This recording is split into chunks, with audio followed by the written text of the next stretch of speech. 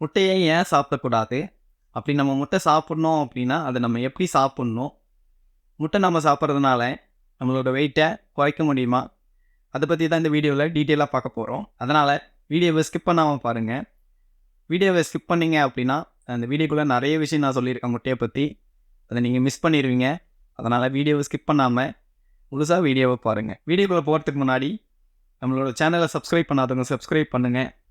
ஏன்னா, weight loss சம்மந்தமான video நம்மளோட சேனல்ல ரெகுலரா அப்லோட் பண்ணிட்டுருக்கோம். இந்த வீடியோவுல முட்டைய பத்தி ஒரு 5 டிப்ஸ் நம்ம பார்க்கலாம். முட்டைய ஏன் சாப்பிடக்கூடாது? யார் யார் சாப்பிடக்கூடாது? அத பத்தி பார்க்கலாம். அப்படி முட்டை சாப்பிடணும் அப்படின்னா, அந்த முட்டைய நம்ம எப்படி சாப்பிடலாம்? அத பத்தி இந்த வீடியோல பார்க்கலாம். அப்படி முட்டைய சாப்பிடுறதால அந்த முட்டையில அப்படி என்னென்ன பெனிஃபிட்ஸ் இருக்கு? அத பத்தி நம்ம பார்க்கலாம். அப்படி நம்ம முட்டைய சாப்பிடுறதுனால நம்மளோட வெயிட்டு குறைக்க முடியுமா? அப்படின்ற சந்தேகத்துக்கும் தீர்வ இந்த வீடியோல பார்க்கலாம். அடுத்து ஒரு முக்கியமான 5வது ஒரு டிப்ஸ் என்ன அப்படின்னா, முட்டைய எப்படி குறைஞ்ச விலைக்கு நீங்க இருக்கிற இடத்திலேயே எப்படி கம்மியான விலைக்கு நீங்க எப்படி வாங்கலாம்? அப்படின்றத பத்தி இந்த வீடியோல நான் சொல்லியிருக்கேன்.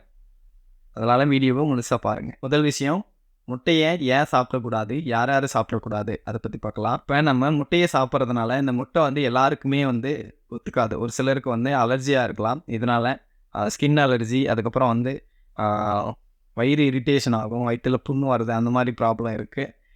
எனக்கு தெரிஞ்சு என்னோட ஃப்ரெண்ட் வந்து அவரு வெயிட் கெயின் பண்ணணும் அப்படின்னு சொல்லிட்டு ரெகுலரா முட்டை எடுத்துக்கிட்டாரு. ஒரு நாளைக்கு 4 முட்டை, 5 முட்டை அந்த மாரி முட்டை ரெகுலரா சாப்பிட்டாரு. ஹோல் எக்கா எடுத்துக்கிட்டாரு. அதனால அவருக்கு ஒரு 1 மந்த் முட்டை எடுக்கும்போது என்னாச்சு அப்படின்னா, அவர் சரியா கவனிக்காததுனால, அவருக்கு ஒரு ஸ்கின் ப்ராப்ளம் வந்தது. அதுக்கப்புறம் வயித்துல புண்ணு அந்த மாரி பிரச்சனை வந்து ஹாஸ்பிட்டல் போக வேண்டியிருந்தது. அதனால முட்டை எல்லாருக்குமே செட் ஆகாது. ஒரு சிலருக்கு முட்டையினால அலர்ஜி இருக்கும். நீங்க அந்த முட்டைய எடுக்கும்போது, நமக்கு அது செட் ஆகுதா, செட் ஆகலையா அப்படின்னு பார்த்து எடுக்கிறது நல்லது. இது எல்லாருக்குமே ப்ராப்ளமா இருக்குமா அப்படின்னு கேட்டிங்கன்னா இல்ல. ஒரு சிலருக்கு முட்டையினால அலர்ஜி வரதுக்கான வாய்ப்பு இருக்கு. அவங்க முட்டைய தவிர்க்கிறது நல்லது. அடுத்து நீங்க முட்டைய வந்து ஹோல் எக்கா அப்படி எடுக்கும்போது என்னாகும் அப்படின்னா, முட்டையில கொலஸ்ட்ராலும் இருக்கு, ப்ளஸ்ஸு ஃபேட் கன்டென்ட்டும் இருக்கு. அதுக்கப்புறம் புரோட்டீன் இருக்கு. ஆ அதுக்கப்புறம் அதர் நியூட்ரிஷன் பெனிஃபிட்டும் இருக்கு. இதில கொலஸ்ட்ராலும், ஃபேட்டும் இருக்கிறதுனால என்ன ஆகும் அப்படின்னா, நீங்க ஹோல் எக்கா நெறைய முட்டை டெய்லி சாப்பிடும்போது என்ன ஆகும் அப்படின்னா, பேசிக்கா ஃபிசிக்கல் ஆக்டிவிட்டி எதுவுமே இல்ல, நீங்க எக்ஸர்சைஸ் எதுவுமே செய்யறதில்ல அப்படின்னா, ஈஸியா உங்களோட வெயிட் இது ஏறத்துக்கு ஒரு முக்கியமான காரணமா இருக்கும். அதனால நீங்க முட்டை சாப்பிடும்போது ஃபிசிக்கல் ஆக்டிவிட்டி கம்மியா இருக்கு அப்படின்னா, நீங்க முட்டைய குறைச்சிக்கிறது நல்லது. இப்போ ஒரு சிலர் சொல்லுவாங்க, பச்சை முட்டை சாப்பிட்டா உடம்புக்கு ரொம்ப நல்லது அப்படின்னு சொல்லுவாங்க. பச்சை முட்டை சாப்பிடுறதுனால உங்களோட மசில் எல்லாம் கட்டுமஸ்தா இருக்கும் அப்படின்னு சொல்லுவாங்க. நம்ம நெறைய பழைய படங்கள்லயே பார்த்துருப்போம். பார்த்தா பச்சை முட்டைய எக்ஸர்சைஸ் செய்வாங்க. பச்சை முட்டைய உடைச்சு குடிப்பாங்க. அப்படி பச்சை முட்டை குடிக்கிறதுனால என்ன ஆகும் அப்படின்னா, அந்த முட்டையில ஒரு சில முட்டைகள் பார்த்தீங்க அப்படின்னா, நோய்க்கிருமி இருக்கிறதுக்கான வாய்ப்பு இருக்கு. இதனால உங்களோட ஹெல்த் அஃபெக்ட் பண்றதுக்கான வாய்ப்பு இருக்கு. அதனால பச்சை முட்டைய சாப்பிடுறத அவாய்ட் பண்ணிக்கிறது ரொம்பவே நல்லது. அதுக்கப்புறம் பச்சை முட்டைய சாப்பிடுறதால ஒரு சிலருக்கு அத ஜீரணிக்கிற தன்மை இல்லாம இருக்கலாம். அத செரிமானம் பண்றதுக்கு உடம்பு ரொம்ப கஷ்டப்படும். அதனால பச்சை முட்டைய அவாய்ட் பண்றது நல்லது. 2வது முட்டையில என்னென்ன பெனிஃபிட்ஸ் இருக்கு அப்படின்னு நம்ம பார்க்கலாம். இப்போ ஒரு முட்டை அப்படின்னு எடுத்துக்கிட்டீங்க அப்படின்னா, அந்த முட்டையில நெறைய விட்டமின்ஸ் இருக்கு. ப்ளஸ்ஸு புரோட்டீன் இருக்கு. ப்ளஸ்ஸு அதோட ஃபேட்டும் இருக்கு. கொலஸ்ட்ரால் அந்த மாரியான கன்டென்ட்டும் இருக்கு. இப்ப நம்ம ஒரு முட்டை எடுத்துக்கிறோம் அப்படின்னா, ஒரு முட்டையில குறைஞ்சது ஒரு 70லேருந்து ஒரு 77 கலோரி ஒரு முட்டை சாப்பிட்றதுனால நமக்கு கிடைக்கும். ஒரு ஹோல் எக்கில ஒரு 6 கிராம் புரோட்டீன் இருக்கு.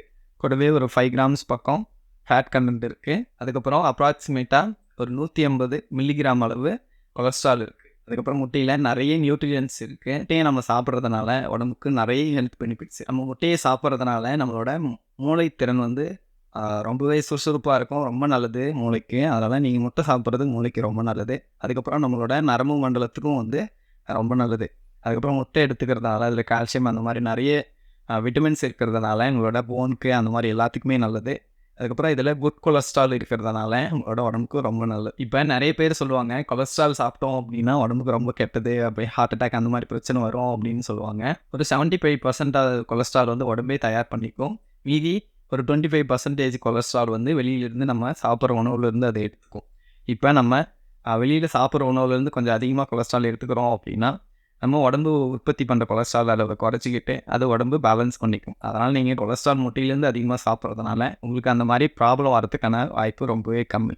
இப்ப 3வது விஷயம், நம்ம முட்டைய எப்படி சாப்பிடலாம்?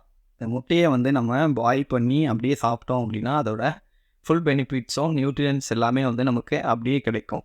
இல்லை முட்டையில் ஆம்லேட் போட்டு சாப்பிட்றது, இல்லை முட்டையோட ஃப்ரைட் ரைஸ் பண்ணி சாப்பிட்றது, இந்த மாதிரி சாப்பிட்றதுனால என்ன ஆகும் அப்படின்னா நம்ம அதில் ஆயில் யூஸ் பண்ணுவோம். அதனால் ஆயில் இப்போ எவ்வளோ ஆயில் யூஸ் பண்ணுறோமோ அதுக்கேற்ற கலோரி அதில் ஆட் ஆகும்.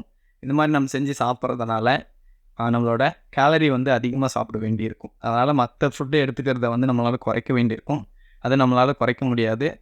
அதனால் என்ன ஆகும் அப்படின்னா அதிகமான கேலரி நம்ம சாப்பிட்றதுனால உங்களோட பாடி வெயிட் ஏற ஆரம்பிக்கும், கொலஸ்ட்ரால் லெவலும் அதிகமாக ஆரம்பிக்கும். அதனால் பெஸ்ட்டு வே அப்படின்னா நீங்கள் முட்டையை வந்து பாயில் பண்ணி சாப்பிட்றது பெஸ்ட்டு வே. நீங்கள் முட்டை அப்படி பாயில் பண்ணி சாப்பிட்டீங்க அப்படின்னா ஒரு முட்டை சாப்பிட்றீங்கன்னா அதில் 6 கிராம் ப்ரோட்டீன் இருக்குது.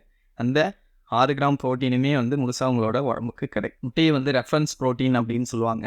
ஏன்னா முட்டையில் இருக்கிற ப்ரோட்டீனை வச்சு தான் மற்ற ஃபுட்டோட கம்பேர் பண்ணுவாங்க. ஏன் அப்படின்னா முட்டையோட ஒரு முட்டையில் ஒரு 6 கிராம் ப்ரோட்டீன் இருக்குது அப்படின்னா நம்ம முட்டையை சாப்பிட்டோம் அப்படின்னா அதில் இருக்கிற 6 கிராம் ப்ரோட்டீனுமே நம்ம உடம்புக்கு அப்சர்வ் ஆகிரும். மற்ற ஃபுட்டை எடுத்துக்கிட்டோம் அப்படின்னா அந்த பயிர் வகை சாப்பிட்றோம் அப்படின்னா அதில் ஒரு 50-60% தான் வந்து அந்த ப்ரோட்டீனை வந்து உடம்பு அப்சர்வ் பண்ணும். அதுக்கப்புறம் இந்த சிக்கன் அண்ட் ஃபிஷ்ஷு அந்த மாதிரி இது நான்வெஜ் எடுத்துக்கிட்டோம் அப்படின்னா அதில் ஒரு 70-80% ப்ரோட்டீன் தான் வந்து நம்மளோட உடம்பு அப்சர்வ் பண்ணும். ஆனால் நீங்கள் முட்டையை எடுத்துக்கிட்டீங்க அப்படின்னா முட்டையில் 100% ப்ரோட்டீனுமே இப்போ 6 கிராம் ப்ரோட்டீன் இருக்குன்னா இந்த 6 கிராம் ப்ரோட்டீனுமே உங்களோட உடம்பு அப்சர்வ் பண்ணும். அதனால தான் எக்கை வந்து ரெஃபரன்ஸ் ப்ரோட்டீன் அப்படின்னு சொல்லுவாங்க.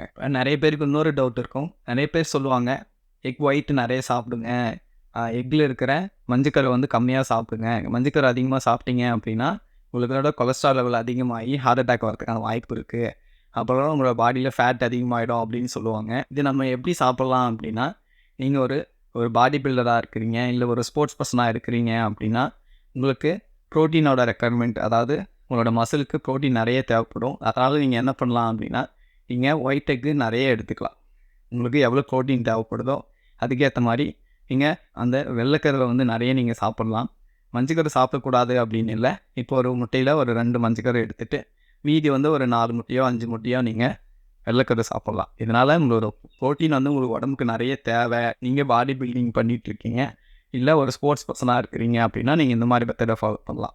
இல்லை நான் ஒரு நார்மலான பர்சன் தாங்க, டெய்லி வேலைக்கு போகும் வருவேன், நார்மலாக ஃபிட்னஸ்க்காக நான் லைட்டாக எக்ஸசைஸ் செய்கிறேன், என்னோடய பாடி கரெக்டாக வச்சுக்கணும் அப்படின்றவங்க நீங்கள் வந்து ஒரு 2-3 முட்டை நீங்கள் ரெகுலராகவே எடுத்துக்கலாம். இதனால் உங்களோட கொலஸ்ட்ரால் லெவலு பெருசாக ஒன்றும் அதிகமாகாது.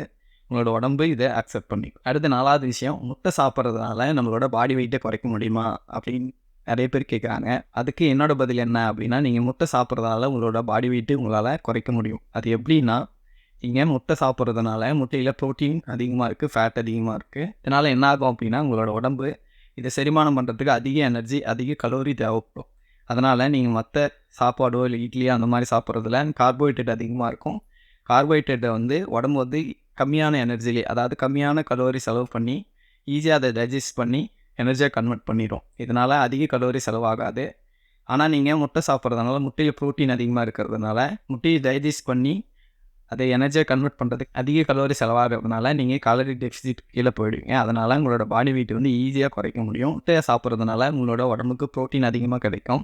ப்ரோட்டீன் அதிகமாக கிடைக்கிறதுனால என்ன ஆகும் அப்படின்னா உங்களோட உடம்பு ஆட்டோமேட்டிக்காகவே வந்து மசிலை பில்ட் பண்ண ஆரம்பிக்கும். மசில் அதிகமாக பில்ட் ஆச்சு அப்படின்னாவே எந்தளவு நம்ம உடம்புல மசில் நல்லா வச்சுருக்கோமோ அந்தளவு உங்களோட மெட்டபாலிசம் வந்து ஃபாஸ்ட்டாக இருக்கும். உடம்பு வந்து ஹீட்டாக இருக்கும். நம்மளோட அதிகமான கலோரி வந்து உடம்போட ஹீட் எனர்ஜிக்கு நிறைய செலவாகுது. அதனால் என்ன ஆகும் அப்படின்னா உங்களோட கலோரி ஈஸியாக பர்ன் ஆக ஆரம்பிச்சிடும். அதனால் நீங்கள் உங்களோட வெயிட்டை ஈஸியாக உங்களால் லாஸ் பண்ண முடியும். 5வது டிப்ஸ் என்னென்னா முட்டையை எப்படி நீங்கள் கம்மி விலைக்கு நீங்கள் இருக்கிற இடத்துலையே வாங்கலாம் அப்படின்னு பார்க்கலாம். இதுக்கு நான் என்ன ட்ரிக்ஸை யூஸ் பண்ணுறேன் அப்படின்னா எனக்கு தெரிஞ்ச இல்லை நான் ரெகுலராக வாங்கக்கூடிய ஷாப்பில் இப்போ அவங்க முட்டையை வந்து ஹோல்சேலில் எடுப்பாங்க. அவங்க ஒரு குறிப்பிட்ட லாபம் வச்சுருப்பாங்க. நம்ம அதில் வாங்கினோம் அப்படின்னா அவங்க முட்டையோட விலை அதிகமாக இருக்கும். ரெகுலராக முட்டை வாங்கியே ஆகணும் அப்படின்றதுனால விலையை எப்படி குறைக்கலாம் அப்படின்னு யோசிச்சு அவங்க ஹோல்சேல் ரேட்டில் அங்கே இப்போ கடைக்கு அவங்க என்ன ரேட்டுக்கு வாங்குவாங்களோ அந்த ரேட்டுக்கே நான் ரெகுலராக நான் வாங்கிக்கிறேன் அப்படின்னு சொல்லி அவங்கக்கிட்ட பேசி அவங்க வந்து அவங்க கடைக்கு என்ன ரேட்டுக்கு வாங்குறாங்களோ அந்த ரேட்டுக்கே நானும் முட்டையை வாங்கிக்கிறேன். இதனால் முட்டையோட விலையும் கம்மியாக இருக்குது, என்னால் முட்டையும் ஈஸியாக சாப்பிட முடியுது.